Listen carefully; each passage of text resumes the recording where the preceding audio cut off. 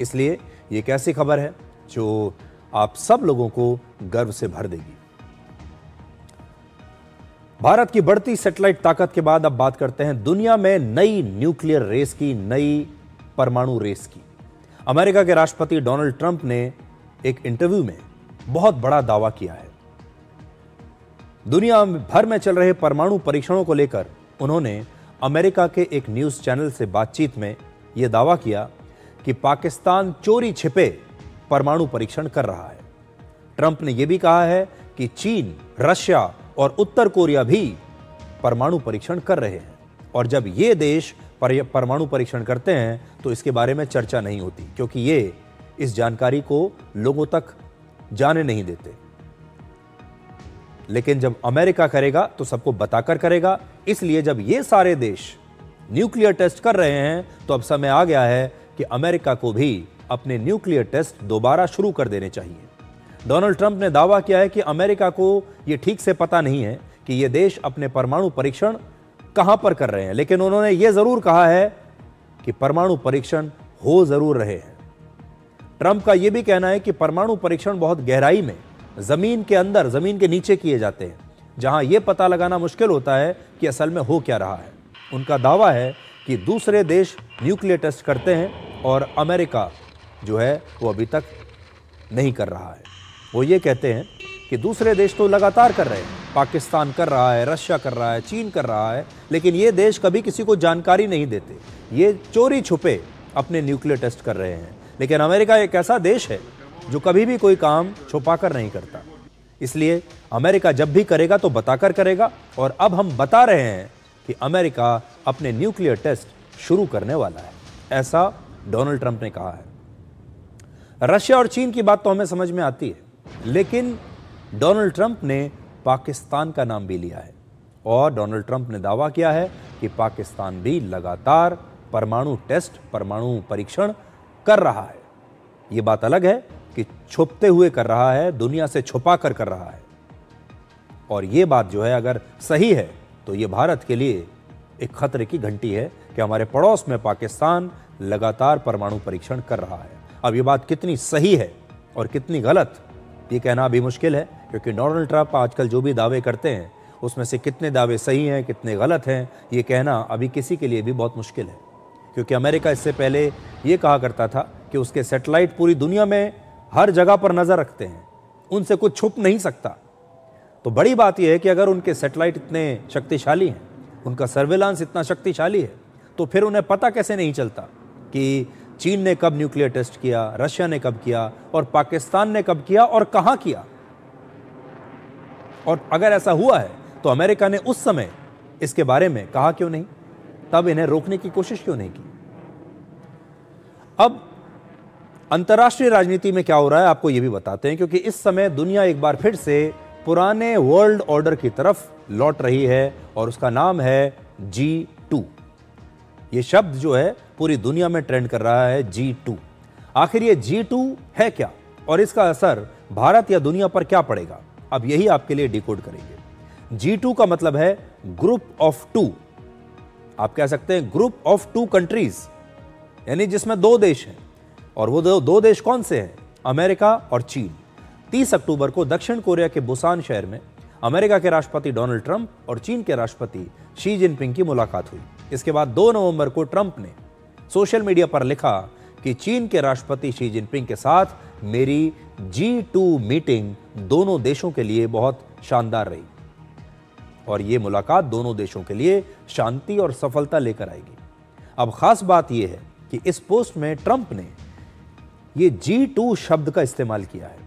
क्यों उन्होंने ये G2 लिखा, माई G2 मीटिंग, यानी अब ट्रंप चीन के साथ मिलकर दुनिया में एक नई साझेदारी की योजना बना रहे हैं। और आपने सुना होगा G7 सुना होगा, G20 आपने सुना होगा, G8 सुना होगा, लेकिन अब फिर से G2 चलन में आ रहा है। ट्रंप की इस G2 को दुनिया में एक नया शक्ति संतुलन बनाने की कोशिश माना जा रहा है। इस समय अमेरिका की जनसंख्या करीब 34 करोड़ है, चीन की जनसंख्या 141 करोड़ है। अमेरिका की जीडीपी 2,602 लाख करोड़ की है, चीन की जीडीपी 1,648 लाख करोड़ की है। दुनिया में सबसे बड़ी अर्थव्यवस्था के लिहाज से आज अमेरिका पहले नंबर पर और चीन दूसरे नंबर पर। अमेरिका और चीन के बीच हर साल करीब 56 लाख करोड़ रुपए का व्यापार होता है, जो पूरी दुनिया में दो देशों के बीच होने वाला सबसे ज्यादा व्यापार है। चीन दुनिया का सबसे बड़ा निर्माता है और अमेरिका दुनिया का सबसे बड़ा खरीदार है। अगर ये दोनों मिल गए तो आप अंदाजा लगा सकते हैं कि क्या होगा। कभी कल्पना कीजिए कि अगर अमेरिका और चीन ने जिस दिन हाथ मिला लिया उस दिन क्या होगा। आज से करीब 19 साल पहले दो इतिहासकारों, जिनमें से एक का नाम है नियाल फर्ग्यूसन और दूसरे का नाम है मोरित्स शुलारिक, इन दोनों ने अमेरिका और चीन को एकजुट होने की सलाह दी थी और इसके लिए उन्होंने चाइना और अमेरिका को मिलाकर एक नया शब्द बनाया था और वो शब्द है Chimerica. China plus America, Chimerica. और तब उन्होंने एक कल्पना की थी कि अगर ये दोनों देश मिल गए तो क्या होगा, और उन्होंने सलाह दी थी कि आप दोनों मिल जाइए, एक दूसरे के साथ मिलकर काम कीजिए। हालांकि चीन और अमेरिका कभी भी एक साथ आए नहीं, क्योंकि अमेरिका को हमेशा यह डर रहा कि चीन उसकी टेक्नोलॉजी और वर्ल्ड लीडरशिप को लगातार चुनौती दे रहा है। आर्टिफिशियल इंटेलिजेंस और दूसरी जो टेक्नोलॉजी है 5G, चिप्स, इस तरह की टेक्नोलॉजी को लेकर अमेरिका और चीन के बीच लगातार टकराव चलता ही रहता है। लेकिन अब चीन और अमेरिका साथ आ रहे हैं और इसके लिए ट्रंप मेहनत कर रहे हैं। आपने अक्सर ये सुना होगा कि जंगल में वर्चस्व के लिए जब दो शेर आपस में लड़ते हैं तो जीत किसी की नहीं होती, दोनों ही घायल होते हैं। आज दुनिया में अमेरिका और चीन दो ऐसे शेर हैं जो अक्सर एक दूसरे से वर्चस्व के लिए टकराते रहते हैं, एक दूसरे पर आरोप लगाते रहते हैं, एक दूसरे पर भारी भरकम टैरिफ भी लगाते हैं। लेकिन अगर ये दोनों लड़े तो जीत शायद किसी की भी नहीं होगी, दोनों ही घायल होंगे और इससे दोनों देशों को अभी तक नुकसान भी होता है। अपने पहले कार्यकाल में अमेरिका के राष्ट्रपति ट्रंप ने कोरोना वायरस को चीन का वायरस कहा था। चीन को दोष दिया था कि उसी ने पूरी दुनिया में ये कोरोना वायरस फैलाया है। लेकिन अब दूसरे कार्यकाल में ट्रंप का हृदय परिवर्तन हो चुका है। तो सबसे बड़ा सवाल यह है कि आखिर अब दोनों देश एक साथ क्यों आने की कोशिश कर रहे हैं। इसकी कुछ बड़ी वजहें हैं। अमेरिका ने चीन की ताकत को रोकने की कई कोशिशें की, लेकिन वो रोक नहीं पाया। जैसे चीन पर अमेरिका ने 100% से ज्यादा टैरिफ लगाया, लेकिन चीन तब भी झुका नहीं, बल्कि अमेरिका से लड़ता रहा। रॉ मटेरियल्स, खासतौर पर रेयर अर्थ मिनरल्स का 90% हिस्सा चीन के पास है, जो अमेरिका के लिए बहुत जरूरी है। जैसे ही अमेरिका और चीन के बीच विवाद बढ़ता है, चीन रेयर अर्थ मिनरल्स की सप्लाई अमेरिका के लिए रोक देता है। अमेरिका से बार बार झगड़ा करने की वजह से चीन की अर्थव्यवस्था को नुकसान होता है, क्योंकि अमेरिका चीन पर टैरिफ लगाकर उसके एक्सपोर्ट को कम कर देता है। और अगर चीन अमेरिका से दोस्ती कर लेता है तो उसे सिर्फ रशिया में ही नहीं, सिर्फ एशिया में ही नहीं, बल्कि पूरी दुनिया में उसकी ताकत को स्वीकार कर लिया जाएगा। अभी दुनिया का सिर्फ एक धड़ा ऐसा है जो चीन को सुपर पावर मानता है, लेकिन अगर उसने अमेरिका से हाथ मिला लिया तो उसे भी पूरी दुनिया सुपर पावर मानने लगेगी और ये सुपर पावर बनने का एक नया मौका चीन के लिए हो सकता है। आज पूरी दुनिया मल्टीपोलर है, यानी एक ही देश अपने हितों के लिए दुनिया के अलग अलग संगठनों, अलग अलग देशों से बात कर रहा है। मल्टीपोलर दुनिया है, इसमें अलग अलग देश अलग अलग चीजों में शक्तिशाली है। कोई दो टीम नहीं है, बल्कि 3, 4 या 5 अलग अलग टीम्स बनी हुई है। जैसे एक ही देश G20 में भी है, G7 में भी है, ब्रिक्स में भी है और आसियान जैसे संगठनों में भी सदस्य होता है, जबकि हर संगठन अलग अलग हितों के लिए बनाया गया है। लेकिन ट्रंप चाहते हैं कि अब दुनिया में मल्टीपोलर व्यवस्था खत्म हो जाए, दुनिया में केवल एक ही संगठन हो और उसका सदस्य सिर्फ अमेरिका और चीन हो।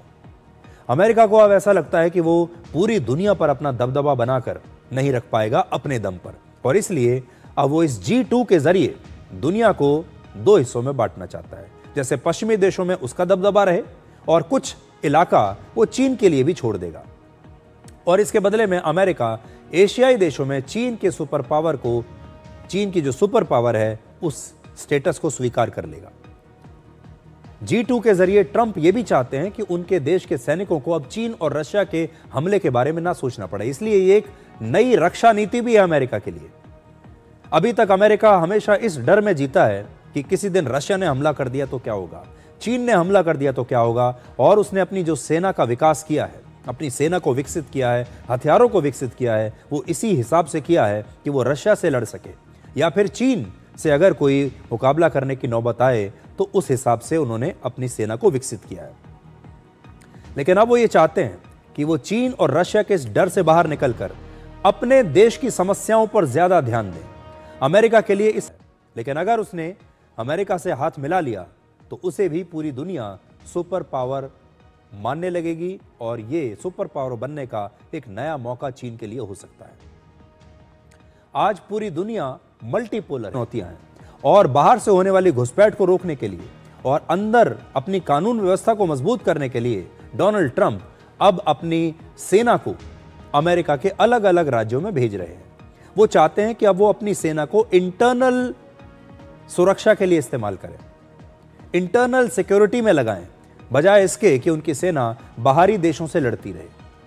साथ ही उनके वॉरशिप्स और फाइटर जेट्स को भी उन समुद्री रास्तों पर तैनात किया जा रहा है जिन रास्तों से अमेरिका में ड्रग्स की तस्करी होती है, जैसे कैरिबियन सी का रास्ता। ट्रंप का मानना है कि अगर उन्हें देश की आंतरिक समस्याओं से निपटना है तो चीन और रशिया दोनों के साथ रिश्ते ठीक करना जरूरी है। इस समय रशिया यूक्रेन के साथ युद्ध में उलझा हुआ है और अमेरिका का सबसे बड़ा व्यापारिक साझेदार है चीन, और इसीलिए ट्रंप की योजना है कि अमेरिका और चीन के बीच के पुराने झगड़े को खत्म किया जाए, जिससे दोनों देश और खास तौर पर अमेरिका को अर्थव्यवस्था की दृष्टि से, पैसे की दृष्टि से, सेना की दृष्टि से हर तरह से फायदा हो। इसलिए अपने सबसे बड़े दुश्मन को अगर हमने अपना दोस्त बना लिया तो फिर फायदा ही फायदा है। इसका असर पूरी दुनिया पर पड़ सकता है अगर इन दोनों शेरों के बीच दोस्ती हो गई। सबसे बड़ा असर यह होगा कि चीन और अमेरिका दोनों का दुनिया भर में दबदबा और बढ़ जाएगा। छोटे और विकासशील देशों को आर्थिक और सैन्य कार्रवाई की धमकी देकर मनमाने फैसले ये दोनों ले सकते हैं। दुनिया एक बार फिर से दो गुटों में बंटने लगेगी। एक गुट चीन के साथ होगा, दूसरा अमेरिका के साथ, जैसे 1990 से पहले कोल्ड वॉर के समय हुआ करता था। उस समय दुनिया दो खेमों में बटी थी, एक अमेरिका का, दूसरा सोवियत संघ का। और अमेरिका और चीन के साथ आने पर दोनों देश मिलकर दुनिया भर में व्यापार के नियम अपने हिसाब से तय करेंगे। दोनों देशों की दुनिया भर में एक मोनोपोली हो जाएगी, यानी एक छत्र राज होगा, और इसका सीधा असर छोटे और विकासशील देशों पर पड़ेगा। या तो इन देशों की अर्थव्यवस्थाओं को काफी नुकसान होगा या वो पूरी तरह से अमेरिका और चीन पर निर्भर हो जाएंगे। लेकिन ये दोस्ती होगी भी या नहीं, हो भी गई तो कितनी लंबी चलेगी, ये कहना बड़ा मुश्किल है, क्योंकि चीन और अमेरिका के बीच विवाद की एक बड़ी वजह ताइवान है और इस मुद्दे पर दोनों देश कभी भी सहमत नहीं होंगे। इसके अलावा दोनों देशों के बीच व्यापार को लेकर भी झगड़ा होना लगभग तय है। और सबसे बड़ी बात यह कि इस समय दुनिया में सत्ता के कई केंद्र हैं, जैसे यूरोपियन यूनियन, जिसकी अर्थव्यवस्था चीन से बड़ी है। सैन्य शक्ति के मामले में रशिया चीन से ज्यादा ताकतवर है। भारत की आबादी चीन से ज्यादा है। भारत चीन से भी बड़ा बाजार बहुत जल्दी बन सकता है। आने वाले समय में भारत भी आर्थिक तौर पर चीन के लिए चुनौती बनेगा। इसके अलावा एशिया के कई देश जो चीन के पड़ोसी हैं, जैसे जापान, दक्षिण कोरिया और फिलीपींस, जहां अमेरिका के सैन्य अड्डे हैं, और अमेरिका इतनी आसानी से इन इलाकों को चीन के लिए छोड़ेगा नहीं। इसलिए थ्योरी के लिए यह अच्छा है, डोनाल्ड ट्रंप का यह आइडिया बहुत अच्छा है, लेकिन जब जमीन पर इसे लागू किया जाएगा तो बहुत सारी मुश्किलें आएंगी। और इसीलिए दो शेर कभी आपस में जंगल में दोस्त नहीं होते। अब हम वापस लौटते हैं अपने देश की राजनीति पर, क्योंकि यहां भी बड़े दांव पेच चल रहे हैं और बिहार की चुनावी राजनीति आपको दिखाते हैं।